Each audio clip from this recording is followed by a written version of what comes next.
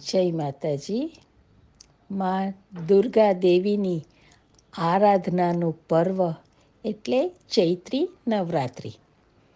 વર્ષમાં 4 નવરાત્રિ આવે છે: અષાઢ, આસો, માઘ અને ચૈત્ર, જેમાં માની ઉપાસના આરાધના અલગ અલગ પ્રકારે થાય છે. જેમાં ચૈત્રી નવરાત્રિમાં દુર્ગા માની ઉપાસનાનું પર્વ છે. દુર્ગા સપ્તશતીમાં યોગીની હૃદયતંત્રમાં મા દુર્ગા દેવીને સચ્ચિદાનંદ સ્વરૂપી શક્તિ રૂપે ઉલ્લેખ છે. શક્તિનું અંત મૂર્ખ શિવ છે, જ્યારે શિવનું બહિર્મુખ શક્તિ છે. આ મા દુર્ગાની ઉપાસનાનું મહત્વ સમજીને કરવામાં આવે તો અદ્ભુત પરિણામ મળે છે. કેન ઉપનિષદમાં શક્તિ સ્વરૂપે મા દુર્ગા દેવીને પરમ સત્તા પણ કહી છે. તેમની આરાધના કરવાથી દિવ્ય લક્ષ્મી અને ઐશ્વર્ય પ્રાપ્ત થાય છે. 9 દિવસ આરાધનામાં ચૈત્ર સુદ એકમના પવિત્ર દિવસે મા દુર્ગા દેવીની મૂર્તિ અથવા છબીને ગંગાજળ દ્વારા સ્નાન પછી પંચામૃત દ્વારા સ્નાન વગેરે કરાવી સ્થાપન ઉપર વસ્ત્ર પાથરી બિરાજમાન કરવામાં આવે છે.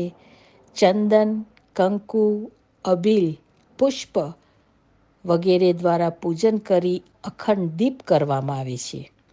9 દિવસ અનુષ્ઠાન દ્વારા જપ પણ કરવામાં આવે છે, જેમાં ઓમ દુર્ગદિવ્યે નમઃ આ મંત્રનો જપ કરવામાં આવે છે.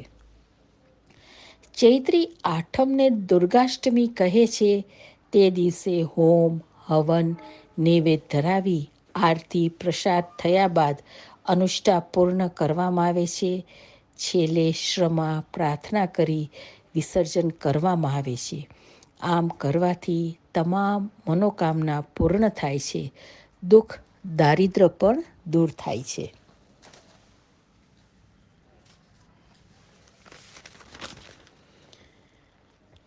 વેદો એ ધર્મનું મૂર્તિમંત સ્વરૂપ છે. વેદોમાં જગદંબાનો મહિમા વર્ણવ્યો છે. યજુર્વેદમાં અંબે, અંબિકે આવા નામોનું સંબોધન કરવામાં આવ્યું છે. વેદના સારરૂપ પુરાણો છે. પુરાણ એ 5મો વેદ છે. આપણા પુરાણો છે તો પ્રાચીન પણ અપ્રાચીન સમસ્યાઓનું સમાધાન કરે છે.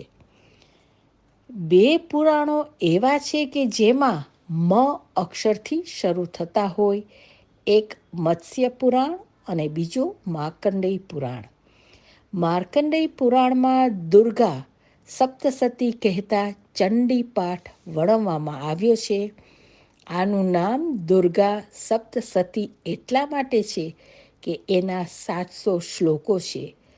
દુર્ગા સપ્તસતી કહેતા ચંડી પાઠ એના 13 અધ્યાય છે અને 700 શ્લોકો છે.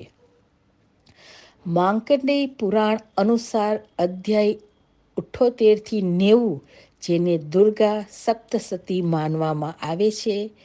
મા દુર્ગા સપ્તસતી કહેતા ચંડી પાઠ એના 1 થી 13 અધ્યાય માનવામાં આવે છે.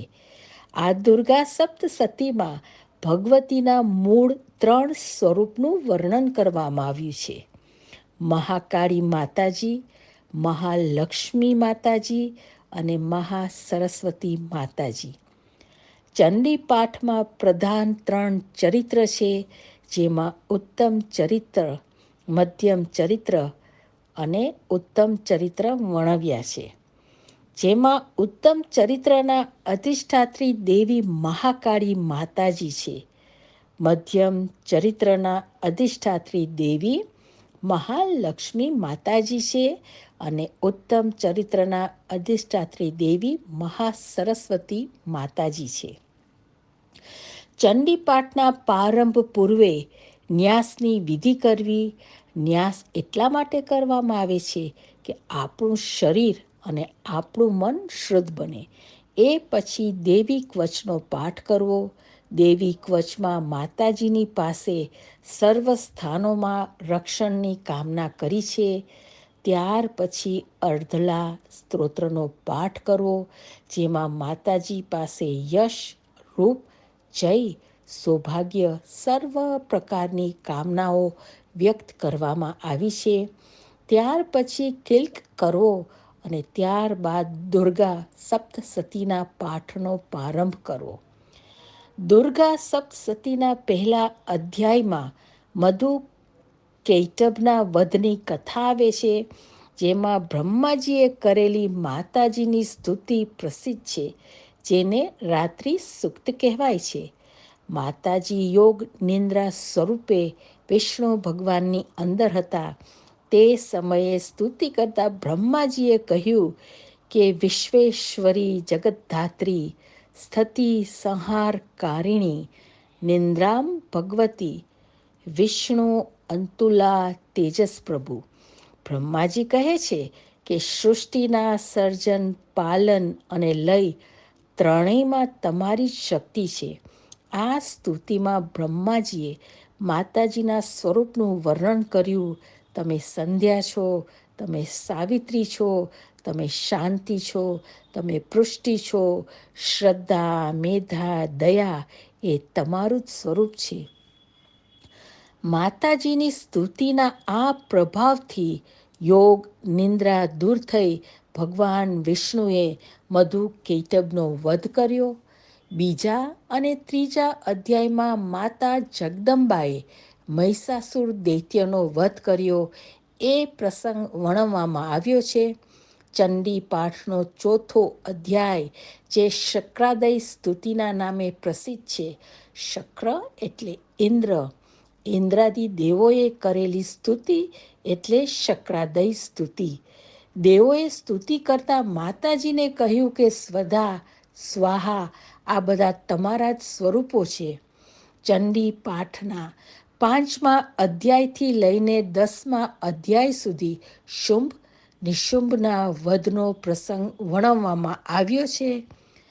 માતા જગદંબાએ ધ્રુમલોચન, રક્તબીજ, ચંડમુંડ જેવા દૈત્યોને માર્યા એ કથા વર્ણવવામાં આવી છે. અસુરોના વધ પછી ચંડી પાઠના 11મા અધ્યાયમાં દેવોએ સ્તુતિ કરી છે. ચંડી પાઠના 5મા અધ્યાયમાં પણ દેવોની સ્તુતિ છે. એ સ્તુતિથી માતાજી પ્રકટ થયા છે. અને 11ના અધ્યાયમાં સર્વ દેવો અસુરોના ભયથી મુક્ત થયા માટે દેવોએ માતાજીની સ્તુતિ કરી. 12મા અધ્યાયમાં દુર્ગા સપ્તસતીના મહાત્મ્યનું વર્ણન છે. અને 13મા અધ્યાયમાં સુરથ રાજા અને સમાધિ વિષય ઉપર થયેલી માતા જગદંબાની કૃપા દ્રષ્ટિનું વર્ણન છે. આ દુર્ગા સપ્તસતીના વક્તા એ સુમેધા ઋષિ છે અને ઉત્તમ શ્રોતા એ સુરથ રાજા અને સમાધિ વિષય છે. માતા જગદંબાની કૃપાથી સુરથે બીજા જન્મમાં સાવરણી નામના મનુ થયા અને સમાધિ વૈશ્ય એ માતાજીની કૃપાથી જ્ઞાન મેળવી અને મુક્ત થયા. આ 13 અધ્યાયોમાં માતા જગદંબાના ઉત્તમ ચરિત્રોનું વર્ણન છે. દુર્ગા સપ્તસતીનું પૂર્ણ ફળ મેળવવા માટે 3 રહસ્યો, શ્રાપ વિમોચન અને સિંધ કુંજિકા સ્ત્રોત્ર, નવારણ મંત્ર, આટલી વસ્તુ કરવી જરૂરી છે. અષ્ટમી પૂર્ણિમાના દિવસે તો વિશેષ દુર્ગા સપ્તસતીના પાઠનું મહત્વ છે. માતા જગદંબા આપ સૌ ભક્તજનોને જય, યશ, કીર્તિ, ધન, ધાન્ય પ્રદાન કરે તથા તેમની ઉત્તમ ભક્તિ પ્રદાન એ જ અભ્યર્થના સાથે અસ્તુ.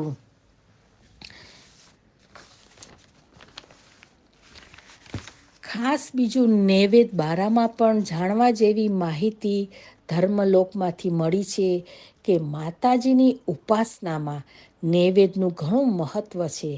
ભગવાન નારાયણ કહે છે કે હે પરમ વિદ્વાન દેવશ્રી નારદ, આ સંસાર અનાદિ છે. તેમાં જન્મ લઈને જે ભગવતી જગદંબાની ઉપાસના કરે છે તે ભલે ભયંકર સંકટમાં પડ્યો હોય તો પણ માતા ભગવતી તેની રક્ષા કરે છે. તેથી મનુષ્યોએ ભક્તિ ભાવથી દેવીનું પૂજન કરવું જોઈએ. ભગવાન નારાયણ કહે છે કે પ્રતિપદા તિથિમાં ભગવતી જગદંબાની ગાયના ઘીથી પૂજા કરવી જોઈએ, અર્થાત ષોડશોપચાર પૂજન કરીને નૈવેદ્યમાં ગાયનું ઘી અર્પણ કરવું અને તે પ્રસાદી બ્રાહ્મણને આપી દેવી. આ પ્રમાણે કરવાથી મનુષ્યને રોગો થતા નથી. દ્વિતીયા એટલે કે બીજના દિવસે દેવી ભગવતીનું પૂજન કરી સાકરનું નૈવેદ્ય અર્પણ કરવું અને તે પ્રસાદી બ્રાહ્મણને આપવાથી મનુષ્યને લાંબુ આયુષ્ય પ્રાપ્ત થાય છે. તૃતીયા એટલે કે ત્રીજના દિવસે માતા ભગવતીની પૂજા કરીને નૈવેદ્યમાં દૂધ અર્પણ કરી બ્રાહ્મણને આપવાથી મનુષ્યના તમામ દુઃખો નાશ પામે છે. ચતુર્થી એટલે ચોથના દિવસે દેવીને માલપુડા અર્પણ કરી બ્રાહ્મણને આપવાથી અપૂર્વ દાનના પ્રભાવથી કોઈ પણ પ્રકારના વિઘ્નો આવતા નથી. પંચમી તિથિના દિવસે પૂજા કરીને ભગવતીને કેળાનો ભોગ ધરાવી તે પ્રસાદ બ્રાહ્મણને આપવાથી સાધકની બુદ્ધિનો વિકાસ થાય છે. ષષ્ઠી તિથિના દિવસે એટલે કે છઠના દિવસે દેવીનું પૂજન કરીને મધનું નૈવેદ્ય અર્પણ કરવું, તે મધ બ્રાહ્મણને દાન આપવું. આના પ્રભાવથી સાધકને સુંદર રૂપ એટલે તેજ પ્રાપ્ત થાય છે. સપ્તમી તિથિના સાતમા દિવસે નૈવેદ્યમાં ગોળ અર્પણ કરીને તે બ્રાહ્મણને આપી દેવો. આમ કરવાથી મનુષ્ય શોક મુક્ત થાય છે. અષ્ટમી તિથિના દિવસે ભગવતીને નારિયેળ અર્પણ કરવું અને પછી તે બ્રાહ્મણને આપી દેવાથી સાધકની પાસે કોઈ પ્રકારનો સંતાપ આવી શકતો નથી. નવમી તિથિના રોજ ભગવતીને ડાંગરનો ભાત અર્પણ કરીને બ્રાહ્મણને તેનું દાન આપવાથી મનુષ્ય આ લોકમાં અને પરલોકમાં પણ સુખી રહે છે. ત્યાર પછી દસમના દિવસે માતા જગદંબાને કાળા તલનું નૈવેદ્ય અર્પણ કરી બ્રાહ્મણને દાન કરવાથી યમલોકનો ભય રહેતો નથી. એકાદશીના દિવસે ભગવતીને દહીંનો ભોગ ધરાવીને બ્રાહ્મણને આપવાથી ભગવતી અત્યંત પ્રસન્ન થાય છે. ત્રાદશીના દિવસે પૂજા કરીને પૌવાનો ભોગ ધરાવી બ્રાહ્મણને અર્પણ કરવાથી તે સાધકને ભગવતી પોતાનો પ્રીતિપાત્ર બનાવી લે છે. તેરસના દિવસે ભગવતીને ચણાનું નૈવેદ્ય અર્પણ કરીને બ્રાહ્મણને આપી દેવું. આના પ્રભાવથી સંતાન પ્રાપ્તિ થાય છે. હે દેવર્ષિ, 14ના દિવસે ભગવતી જગદંબાને સત્તુ એટલે સાથવો ધરાવી જે બ્રાહ્મણને આપે છે તેના પર ભગવાન શંકર પ્રસન્ન થાય છે. પૂનમના દિવસે ભગવતી જગદંબાને ખીરનું નૈવેદ્ય અર્પણ કરી શ્રેષ્ઠ બ્રાહ્મણને આપવાથી સાધકના બધા પિતૃઓનો ઉદ્ધાર થાય છે. પૂનમ અને અમાસનો પૂજન વિધિ એક સરખો સમજવો. હે મહામુને, દેવીને પ્રસન્ન કરવા માટે હવન કરવો જોઈએ. આ હવન સમગ્ર દુઃખોનો નાશક છે. હવે વાર પ્રમાણે રવિવારે દૂધપાક, સોમવારે દૂધ, મંગળવારે કેળા, બુધવારે માખણ, ગુરુવારે ખાંડ અને શુક્રવારે સાકરનો ભોગ ધરાવવો જોઈએ. શનિવારે ગાયનું ઘી નૈવેદ્ય તરીકે અર્પણ કરવું. હે મુનિવર, હવે ભગવતી જગદંબાને પ્રસન્ન કરવા માટે બીજું સાધન કહું છું તે તમે શ્રદ્ધાપૂર્વક સાંભળો. ચૈત્ર મહિનાના શુક્લ પક્ષમાં ત્રીજના દિવસે મહુડાના વૃક્ષમાં ભગવતીની ભાવના કરીને તેની પૂજા કરવી. નૈવેદ્યમાં 5 પ્રકારના ખાદ્ય પદાર્થ અર્પણ કરવા. આ જ પ્રમાણે 12 મહિનાની શુદ્ધ ત્રીજના દિવસે પૂજન કરવું. વૈશાખ મહિનામાં ગોળથી બનેલા પદાર્થોનું નૈવેદ્ય ધરાવવું. જેઠ મહિનામાં મધ અર્પણ કરવું. અષાઢમાં મહુડાના રસથી બનાવેલા પદાર્થોના ભોગ ધરાવવા. શ્રાવણમાં દહીં, ભાદરવામાં ખાંડ, આસોમાં ખીર, કારતકમાં દૂધ માક્ષરમાં સૂતર ફેણી, પોષમાં દહીંની મલાઈ, મહામાસમાં ગાયનું ઘી અને ફાગણ માસમાં નારિયેળનો ભોગ ધરાવો. આ પ્રમાણે 12 માસનું નૈવેદ્ય અર્પણ કરીને ભગવતીનું પૂજન કરવું જોઈએ. મંગલા, વૈષ્ણવી, માયા, કાલરાત્રિ, દુરત્યયા, મહામાયા, માતંગી, કાલી, કમળવાસિની, શિવા, સહસ્ત્રચરણા અને સર્વ મંગળ રૂપિણી આ નામના 12 પદોનું ઉચ્ચારણ કરીને મહુડાના વૃક્ષમાં ભગવતીની ભાવના કરી પૂજા કરવી. મહુડાના વૃક્ષમાં દેવેશ્વરી ભગવતી બિરાજે છે. તેથી સંપૂર્ણ કામનાઓની સિદ્ધિ માટે તથા પૂર્ણાહુતિ નિમિત્તે પૂજા કરીને દેવીની સ્તુતિ કરવી. આમ માતા જગદંબાનું ભક્તિ ભાવથી પૂજન અર્ચન કરી નૈવેદ્ય અર્પણ કરવા, જેનાથી માતા ભગવતી જગદંબા અત્યંત પ્રસન્ન થાય છે અને આપણને રક્ષા પ્રદાન કરી આપણા જીવનને સફળ બનાવે છે. માતા સૌની ઉપર કૃપા કરે એ જ અભ્યર્થના સાથે અસ્તુ. આ માહિતી ગુજરાત સમાચાર ધર્મલોકમાંથી લીધેલી છે, જે મેં વાંચી સંભળાવી છે. જાણે અજાણે મારાથી ક્યાંય પણ વાંચવામાં કે શબ્દ ઉચ્ચારણમાં ભૂલચૂક થઈ ગઈ હોય તો મને માફ કરજો. આપ સર્વને મારા જય માતાજી.